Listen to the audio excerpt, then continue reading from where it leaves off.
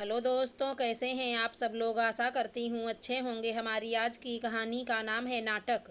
अपनी माँ को सिसकते देख नित्या से रहा ना गया। वो सोची आज जो कुछ हुआ है अपने पापा प्रदीप को फ़ोन करके बता दूँ, ताकि जब वो घर आएँ तो पहले से जानकारी होने पर सब सामान्य कर सकें। उसने फ़ोन करके अपने पापा से आज की सारी घटना बता दी। शाम को जब प्रदीप घर आए, घर का माहौल बहुत शांतिपूर्ण लगा। ना आज टीवी पर माँ कोई प्रवचन सुन रही थी, ना रसोई में ज्योति के काम करने की कोई आहट। दोनों बच्चे अपनी किताबों में सिर घुसाए चुपचाप बैठे थे। प्रदीप अपना बैग रख फ्रेश होने अपने कमरे में गया तो देखता है ज्योति सिर पर दुपट्टा बांधे पड़ी है। पूरे कमरे में बाम की महक फैली हुई थी। क्या हो गया तुमको? जब देखो ऐसे बिस्तर पर पड़ी रहती हो। बंद करो अपना ये नाटक। अरे क्या ही कह दिया माँ ने। तुम बना नहीं सकती थी उनके लिए रोटी? 4 रोटी तो खाती हैं, वो भी तुमसे बनाई नहीं गई। तुमसे नहीं होता तो मैं खुद रख लूँगा अपनी माँ का ध्यान। अब उठो और चाय बनाओ। दिन भर इन लोगों के लिए कमाओ और घर आओ तो आए दिन इनके नाटक देखो। प्रदीप गुस्से में ज्योति से कहे कपड़े बदल माँ के कमरे में जाकर बैठ गया। उधर माँ भी उदास चेहरा लिए बैठी थी। जानती थी बेटा ऑफिस से आने के बाद माँ से मिलने तो आएगा ही। कैसा रहा दिन बेटा? आजकल तू ज़्यादा व्यस्त रहने लगा है, देर से आता है। घड़ी की ओर देख माँ ने कहा, बस माँ, अब पहले की तरह नहीं रह गया। बहुत काम करना पड़ता है। तुम ये बताओ आज तुम टीवी क्यों नहीं देख रही हो? ज्योति ने कुछ कहा क्या?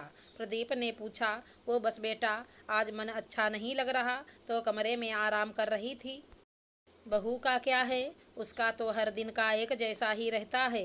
माँ ने कहा। हाँ माँ, उसका तो हर दिन का नाटक रहता है। अच्छा तुम ये बताओ तुमको हुआ क्या जो ज्योति रोटी बना कर देने से मना कर रही थी? नितिन ने कहा। अरे बेटा, आज सुबह मैं नित्या को छोले खाते देखकर मैं भी मांग कर खा ली। उसके बाद मेरे पेट में दर्द होने लगा।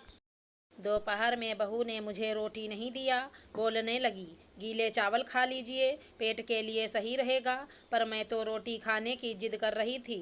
बहू मुझे नहीं दे रही थी तो खुद ही बनाने लगी। बहू मुझे बनाने से मना करने लगी जब वो मेरे हाथ से बेलन ले रही थी। ये बोल नहीं मानती तो लाइए बना देती हूँ।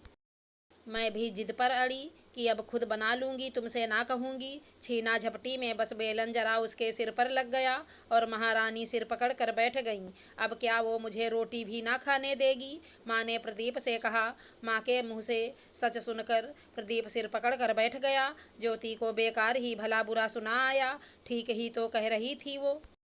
माँ को छोला पसंद है, पर जब भी खाती पेट खराब हो जाता।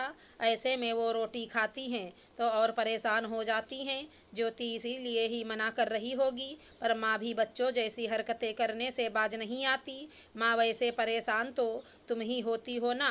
फिर ज्योति क्या गलत कह रही थी? चलो उठकर बाहर आओ, कहे प्रदीप कमरे से निकल रसोई की ओर बढ़ा।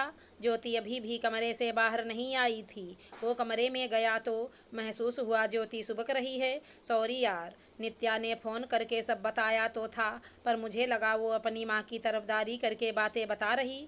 अभी माँ से सुनकर आ रहा हूँ, तुम सही ही कह रही थी।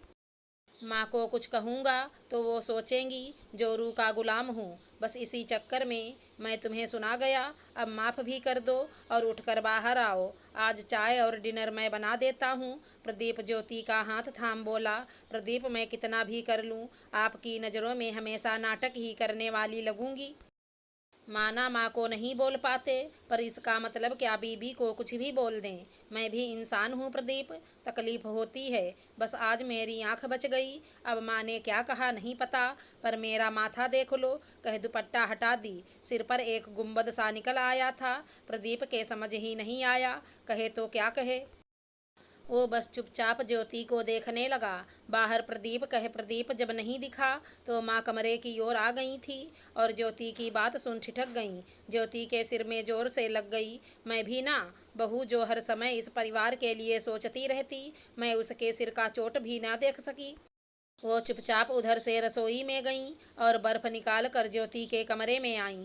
देखूं कहाँ लग गई है, जो मेरे बेटे से शिकायत लगा रही है। कह सिर का दुपट्टा हटा उधर बर्फ़ से सिकाई करने लगीं।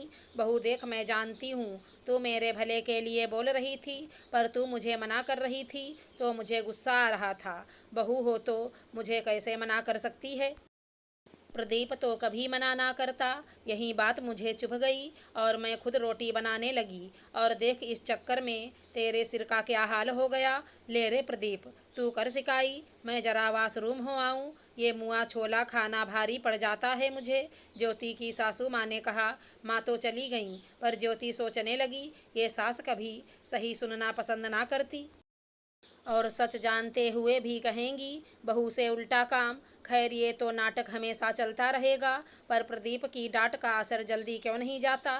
प्रदीप ज्योति का हाल देख माफ़ी मांग और माँ के सब कह देने से माहौल हल्का करने की कोशिश में लग गया। अगर हमारी कहानी पसंद आई हो तो चैनल को लाइक शेयर सब्सक्राइब करें। धन्यवाद दोस्तों।